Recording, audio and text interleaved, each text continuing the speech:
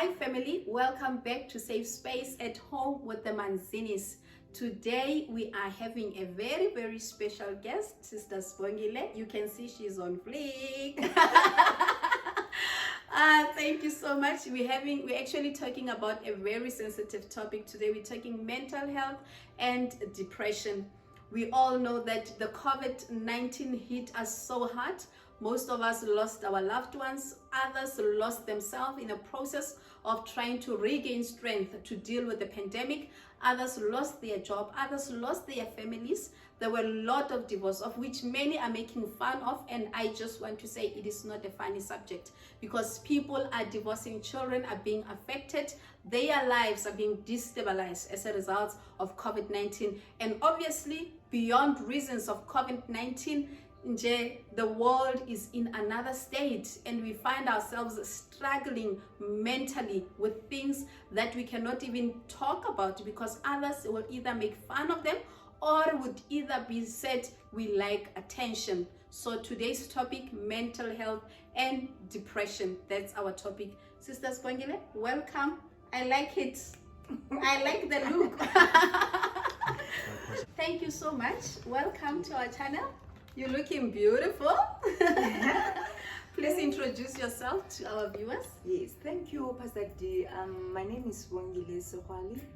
I'm a born-again Christian who loves God so much, and I thank God for the opportunity to be here, Pastor D, and to come and share with our viewers, and which I believe that whatever that I will say, somebody at home will be heard, or somebody at home will get help, which is important. That's so true. That's so true. Because remember, the name of our channel is Safe Space. Yes. So we want to create a space whereby, even though you're not able to talk, but by being a viewer, you can tap into that to say that, oh, this actually talks to me. You know, I'm part of that. You know, and I believe today's topic, many of our viewers might actually be helped. So we're talking depression and mental health. Your personal experience? Yes. Yeah. Pastor D, I've been through a lot, and I thank God, because I could feel that this was not just for myself, and I've just realized recently that this was to help even other people, because now God is putting this in my heart to share it all around. So I just want to share how I come across depression. I never thought in life I would have the depression in my life, but it happened. And what happened is, in 2019 I lost my mom, and this is the woman that I loved so much, and this woman was my pillar of strength. This woman was my prayer partner. This woman, I was sharing with this woman a lot of things. This woman, she's been with me through a lot of things in life. This woman, she was everything. She was my husband. She was my everything. You know, when you say mom, yes, I don't even know how to express, ne? My mom was over. I don't know. She was part of me.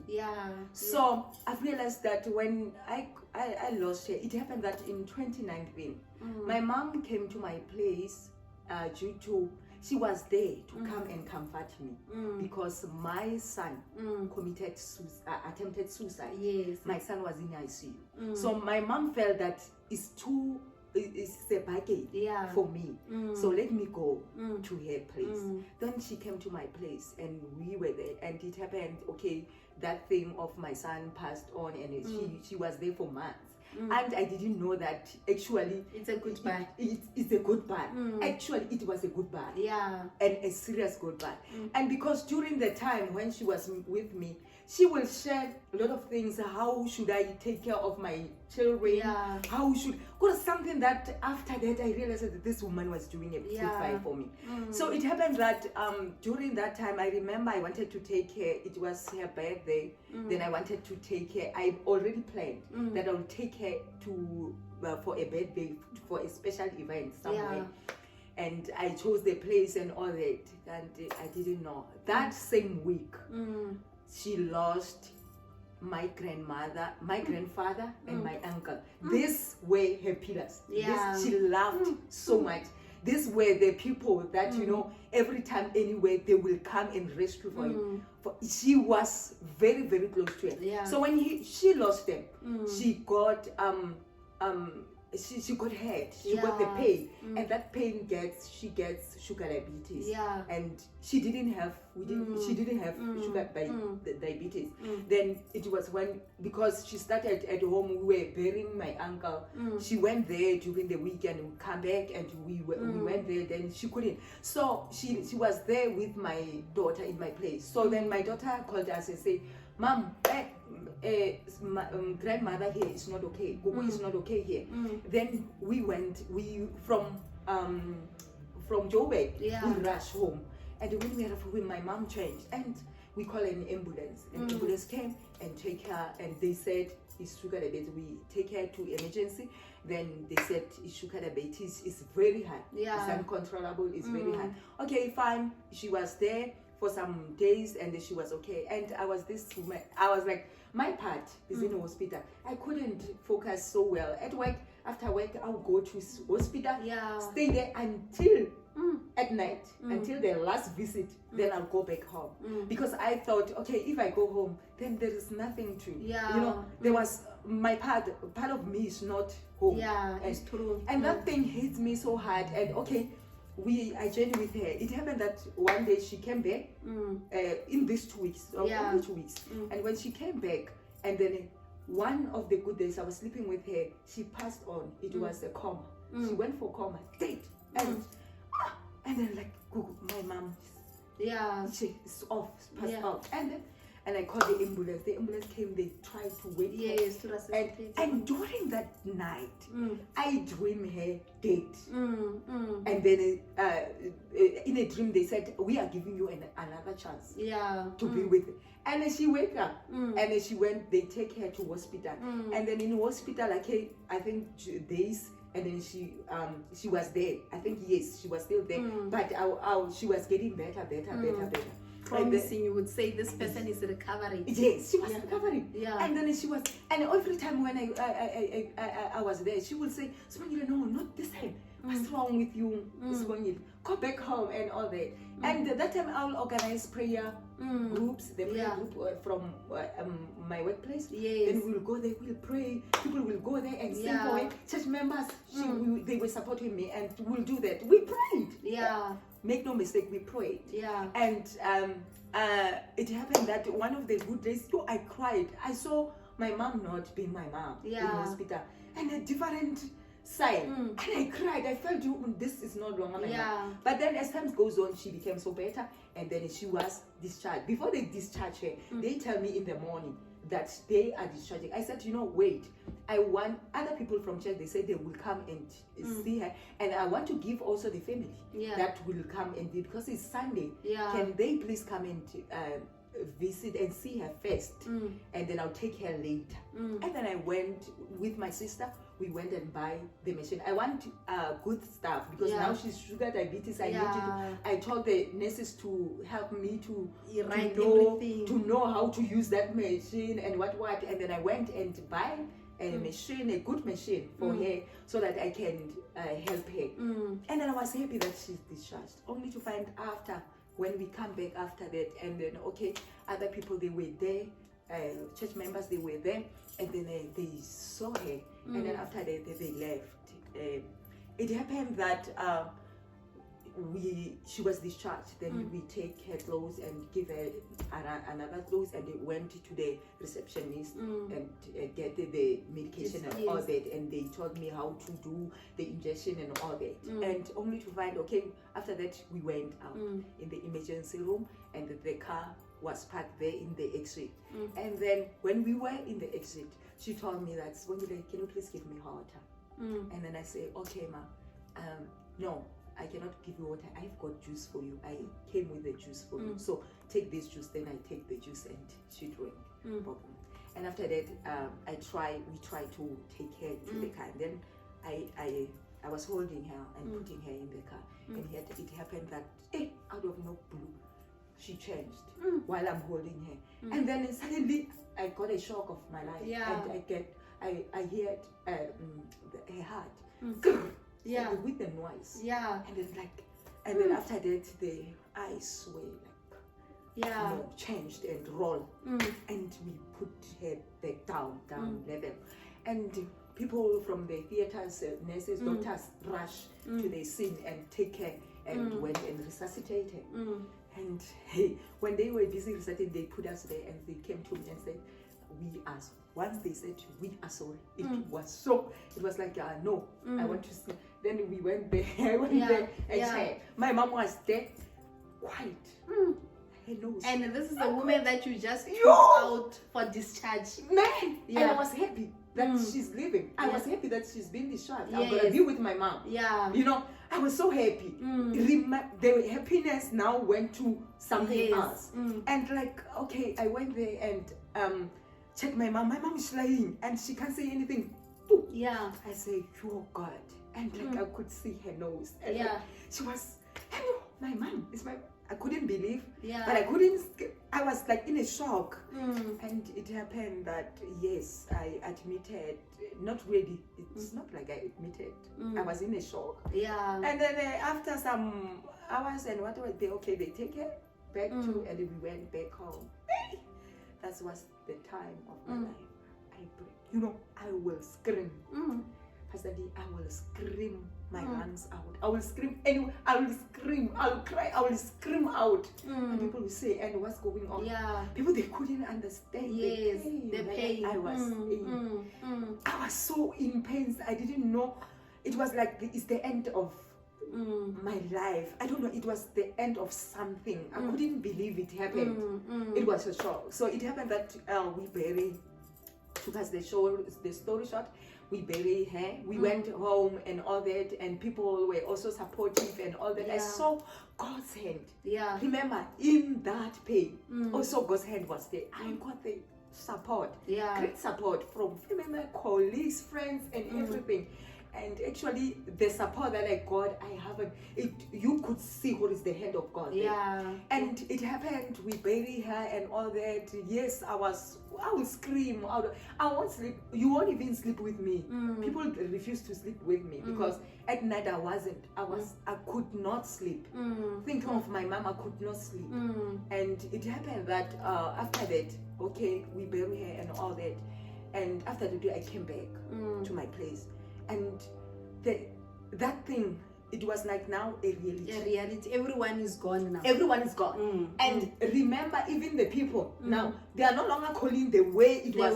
They are no longer sending the message. They send messages. And I will feel that is enough with the messages. Yeah. I know the scriptures. Yesterday, I used to pray for people in hospitals. Yeah. I used to comfort people. Yeah. I will go at work, will go to people and comfort. I will be the one who's comforting the families and all that. I know the scriptures. Yeah. I know when God says, a person's lives, a person's numbers of lives are numbered. Age are numbered. Yeah. They are numbered. Every person is going to die one day. And then I know the scriptures to say, there is a time for everything. There is time to die. There is time to be alive. There is time to die. And then we cannot be with our parents forever. I know. Yeah. I know that. But now this is my mom. This is my mom. And this is the woman that I prayed for. Yeah. I used to pray for people they get healed, but not my mom. But in me, there wasn't that thing of blaming God. I didn't. There was no blame for God. Yeah. Nothing, but there was a pain. Yeah. That I rolled that whole week. And even my children will come after school. They will come. It was like now we are singing. They start. Yeah. Sing. Everyone is there.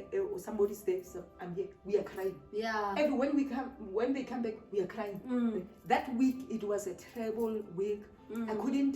I will wake up, cry, sleep, cry. And it was a routine. I will not even bath. That's how hectic it was. I was so I didn't know that I'm calling for depressed. But sometimes they believe that when you cry so much, that you are getting yes, you are getting. I cried. There's no cry that I didn't. And cry. The more you cried, you were relapsing to depression unaware. Yes. Because other people will say, "But why asala? Why it's gonna cause pain?" Not knowing when you are about to fall into depression, crying or not crying, No. it's not a No, solution. no. The mind is there. No, I cry more than my siblings. I cried a lot. That one I can testify. I cried. I thought even maybe the tears will be finished and all that. No. I cried. And it happened that during that week also there were people, but those who lost as well. Yeah. Their loved ones. Then the person came and say and tell me that Swangila is, I don't like the way you are and all that. Then she talks to me and say, like, your life will stop really. Yeah. And because of your loss of it was like, okay, for that day maybe I'll be like, but it also helped. That person, those two people who came, it also helped because now I got comforted somehow. But then that thing was not over. Then it happened that the next week I was supposed to go back to work now. And then when I went back to God, to work, I thought I'm strong. Yeah. I wanted to be strong for people. Yeah. I thought people, they know me. Yes. That loving lady who loved too much and all that, And I thought, I'll be like that. And and when you arrive at work, it's like everyone is looking at you and they know how I loved my mom. Yes. And look at and sorry. So and that thing where like it makes me to collapse in a way. Like I was collapsing and I couldn't breathe. Like I started being sick. Yeah. And then I couldn't handle. As days goes by, I couldn't handle it. I was like, every time I won't get enough breath. I wouldn't breathe well. And before that, you never had chest problem? Never. I didn't. It just started that day, and then it happened that I go to another hospital there, and the hospital they got some things, kidney stones, kidney whatever. Then they sent me to another hospital in Hatfield, and then there I got that machine, and they checked, they removed the stones and whatever. I thought it's over. It wasn't over. Yeah. When I go back, I collapsed back to. I couldn't breathe until I went to another hospital. It's where they diagnosed me that I've got pulmonary embolism and I've got blood clots. They take me to that big machine who takes everything out, and then they said I've got blood clots. There were a lot of diseases in me that open up. It's because of depression. Is a difficult thing. Depression is something that it will open up diseases. Like it's you cannot, the body cannot fight on its own. Like muscle, when now you are depressed, they diagnose me with depression. Then like my body now, my immune system is shut down. It was shut down. Then when it's shut down, everything gets in. Then the diseases come flooding in my body. Maybe just there, because remember now we do have a very sad story of a young rapper who has just committed suicide. And then I've seen people who have little knowledge say, why didn't he think about his children? A lot of people say, but this, why and I want you to take us through that, because you have children. Yes. You have children. You could see your children. What would you say to someone who says moto or depressed and then other suicidal? What happens in that time? That happen is that time you're not thinking about anything. It's just about you. Not that you've been, or you are selfish. You're not selfish, you're but not you selfish. are overpowered. You are overpowered. My flesh failed me. It wasn't me. It wasn't me. It was something else. It really felt me, and I could feel what it is now. Control over myself. Like I was defeated. I was defeated. I couldn't think of, although a lot of people, they were blaming me also that you've got children, you want to leave them and all that. And all that. But it wasn't about anyone that time. You don't want to leave your children. No parent want to leave them. Control myself. I couldn't. It was something that it was out of my control. And someone would say, but you are a Christian. Why were you not praying? Because other people think if you are a Christian, you cannot fall into depression. Other people think if you are a Christian, you cannot have sugar diabetes. What can you say to that person? Say, but you are a Christian. The Bible says we are more than conquerors, you know. There's something that I mentioned Mm. earlier, that I knew scriptures. Yeah. Mm. I knew scriptures. I know that I shouldn't fear. Mm. I know that I shouldn't worry. Yeah. But how can you not worry about this somebody? Yeah. And the Bible, remember, or somewhere it says we must rejoice Yes. in Always. always. Mm. And then I was like asking myself, God, how do I rejoice? In the situation. The pain was there. Mm. It was my time of It's mourning. real. Mm. This was waiting for God to comfort me. Mm. Not anything, nothing. Mm. I needed the touch of God. Mm. And which later I received the comfort from God. Yeah. Not from anyone, Mm. not from anything. Mm. But that was not that was the time of me mourning. Mm. It was my weakest link. Mm. So this point, it taught me that even Mm. when you think that you are strong, Mm. you are not strong. Mm. Mm. There will be a time of your weakest. Yeah. So it was my time of my weakest. Mm. Being a Christian, being a child of God, I didn't blame God Mm. of what happened, Mm. but the pain was there. Mm. Remember, I had even the physical one. It Yeah. was my first time that I have the painful one, the emotional one. And the Also, physical. Now I was there's connected operation. with my mom. Operation. I was connected with my mom. So Yeah. even there was a pain that is coming out. Yeah. And like I couldn't control anything. Mm. I had to be in that situation Mm. for that until God finished that. But I had to be I there. remember seeing you in the hospital and I kept on saying, how did she end up here? How did you end up here? And you know, little did I forget. You know, sometimes the level are so easy. I was trying to pull you out, saying, how did you end up here? I forgot that 2018 I was in hospital for depression. You know, that I was once also that. And you know, I think just maybe to interrupt you. With me, when I fell into depression, I fell into it unconsciously. Yes. My mind was saying we are not in depression. My body was saying we are not depressed. You know, I was a top achiever at school. I was one of the top speakers in the province and all of that. And I just remember this one day going to school like a normal day, taking my bag. And then when someone, just even if you say, "Wena mom," tears will just start. I was like, what's happening? You know? And that's when I realized, Sister Sibongile, that a soul of a human being, it has a limit. Yes. It has a limit, and when it reaches that limit, you can't push it. Yes. Even if you want to push it, you cannot push it. And unfortunately, this mortal body, it will give up. It will give up. It will. And tell, how did you overcome that? Because I remember your children were coming. Your daughter, Shem, she was just always there. Your son was there. When you see them visiting you daily there, and I remember when one of the days you were just coming out of operation from the blood clots and all of that, because of that's what the body produces when mentally you are not strong. You know, also all those going through this operation and all that, and seeing your children, what were you thinking? I went through a lot in such a way that I was injected every time. Blood clots, they need to inject you, and in the painful. Yes. And I was injected all the time, trying that.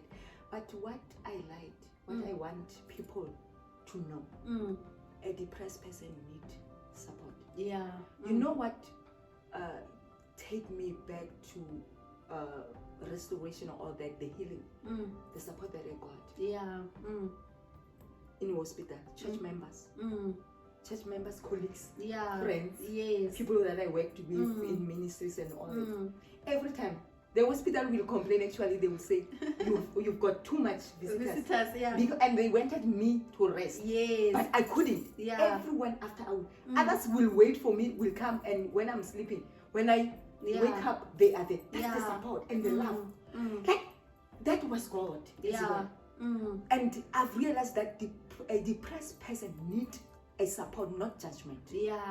A depressed person is weak that time, but it's not like she's no longer in God. It's not like she doesn't believe in God. It's not like she lost hope somehow. It's just the she's backslided or backslided. No.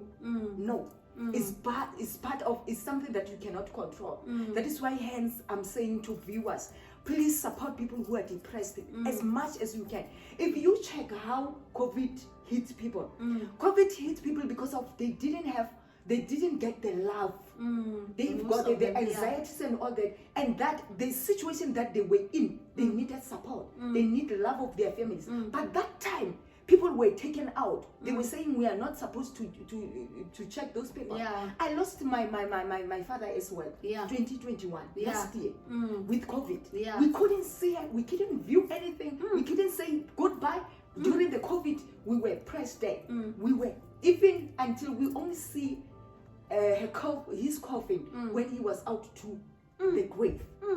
We were having that meeting without him, and which it was painful. Yeah. But to not to be there, and like people of depression need support, need love. Don't say this person. And sometimes depression is in different kinds. Okay. Some people, when they are there, they think.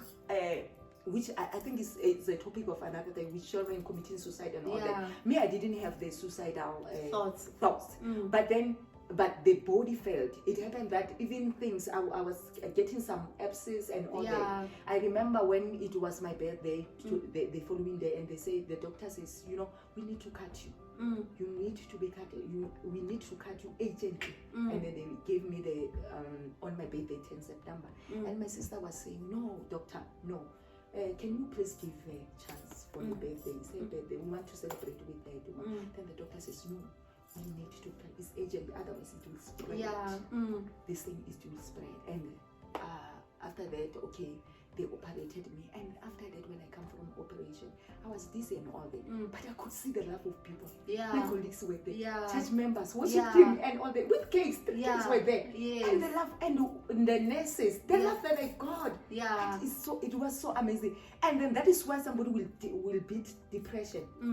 He just need, or she just need the love and the support. No scriptures. No judgment. No nothing. judgment. No, Yes. remember in John, because reality is that people who are falling into depression, they are also Yes. Christians. Yes. They know scriptures Yes. very well. We are not saying don't pray for them, Yes. but we are saying that don't judge in the context of scripture. You know? Yes. That's correct, Pastor D. And I was in ICU. It was my ICU, and I couldn't breathe. I was on oxygen all the time because I couldn't breathe on my own. My oxygen failed and all that, and then until I went to ICU, and it's when one day the hospital manager and my specialist came and said, you know what, there's nothing that we can do anymore. This is up to God. I thank God because they mentioned God. My Yeah. specialist mentioned God. Yes. He says this is a matter of God. Yeah. Because they say I think carbon dioxide was more than oxygen and all that. Yeah. My blood gas was not making me up. It was very worse. And then after that he left somehow. And then I turned to God and say, God, remember me. I cannot follow my man. I don't want to my mom. Yeah. I don't want to die. It's Yeah. me now. I don't want to follow that woman that I'm crying for. You forgot that you were rolling. Yes, you not my understand. mother. So things change, and then like I said to God, no. Remember that I've got a calling. Yeah. And when am I going to? When Yeah. I arrive to you, you are going to ask me, when have I What done have you with done? that? And then I'll say, I didn't even think of I have children. No, Yeah. that time was only I was Between thinking of you and me God. and God. Yeah. I was thinking, God, I haven't done anything Yeah. that you sent me in the world to go and do. I haven't. Can you please give me a second chance? And then immediately I saw my pastor coming in and we start praying. I told my pastor there is a 10. My pastor Yeah. started praying. The prayer that I never heard from him. He started praying and praying tongues, praying. The whole ICU Yeah. was blasting in tongues. Yeah. And then after that he left. And the following day, my specialist came and said, I'm seeing something here. Yeah. It's amazing. And your blood gas pillar changed. Yeah. It's different. And very soon we'll take you out of ICU. Yeah. And I knew that was God. Yeah. Giving you another chance. Another chance. And then I was never be the same babe the way I was with that level of depression. Although I wasn't fine when they take me out to the ward now. And that's where now I started, because I was also, when I was in hospital, I was receiving money. You know, Yeah. people were Yeah. also giving gifts, money and all Yeah. that. With that money, I sent people to go and buy Bibles. Yeah. Give these people of depression here. Yeah. Now we started prayers. I started prayers in that. That was something else. Yeah. We started prayers in there Yeah. with these depressed people and say, we have to trust God. Let's trust We God. know. Yeah. And then that things changed, and automatically I did all that. They operated a lot of things. I had a scoop. Yeah. It was a terrible time for me. Yeah. I even take 3 months of incapacity Yeah. because I couldn't. They were lodged in my body. Remember, but my body, my flesh failed me. Yeah. But my spirit was still Was alive still with strong. my God. I trusted my God. Mm. And that is why it is what makes me whole. After that, I didn't want the kids. Yeah. When I was out, my secretary would say, no, why are you leaving the bed? I said, no, I'm leaving the place. I cannot live on this. I want to live on my own. I will sleep on my own. Yeah. And that was the end. And then God restored me. God healed me. God comforted me. Yeah. As times goes on, it wasn't a day thing, but as times goes on, I was healed, and with the support, with the love of people, and with the love of God above everything, I was healed. And I've known when the word of God says God is a comforter. Yeah. He's the only one He comforter. can comfort you. to Then that I can extent. testify to that. Yeah. God comforted me. God, today I'm no longer the same. I Wonderful. accepted, and I thank God. Yeah. Yo, what a journey. Thank you so much. Thank you so much for giving us this opportunity to have an interview with you. We really appreciate it. Our viewers out there, depression is real. Yes. It has no color, it has no shape, it has no size, it has no status of religion. It strikes at any given moment. It does not even classify us according to our finances, because it is a mental challenge, mental health challenge. And remember, God says all authority is from Him. If you feel that you are not well, please do consult a psychologist. We do have good psychologists around. I specifically do prefer Sister Nkateko Mahoro. Would obviously leave her contact also, or if you want her contact, please do send me a message, Facebook Dineo Manzini or Instagram Dineo Manzini. We do have people who are able to assist you. And for those that are around people who are falling into depression, you see them, they are withdrawing from their usual activities, they are isolating themselves, they are more quieter. Now they are more quieter, they are not keeping in touch, and so keep in touch with them, follow up, show them the love, show them the support. And I want to tell you, it is not a curse if you are going through. It's not even witchcraft. No. When you are depressed, it is just a state of mind which needs your attention. You need to check in and check your mind in. And also those who are going through the loss of their loved ones, I want to encourage you from the bottom of my heart, mourn your loved ones. The Bible says when Jesus got to the tomb of Lazarus, he wept. You need to mourn, you need to weep, because if you don't do that, it will catch up with you later and it will cause you to relapse into a deep depression. And I also want to encourage you that we don't have the same grace. Don't say, I'm also leaving medication. You don't have the same grace as Sister Sibongile. Take your medication until the Lord directs you to say that now it is up to me, I will do it. I have seen her in a very critical state in hospital, in a deep depression, and I've seen the Lord pull her through. And please take care of your loved ones. We have a recent incident, obviously, of a young man, handsome, talented, and well stable, committing suicide. This is real, Basalwani.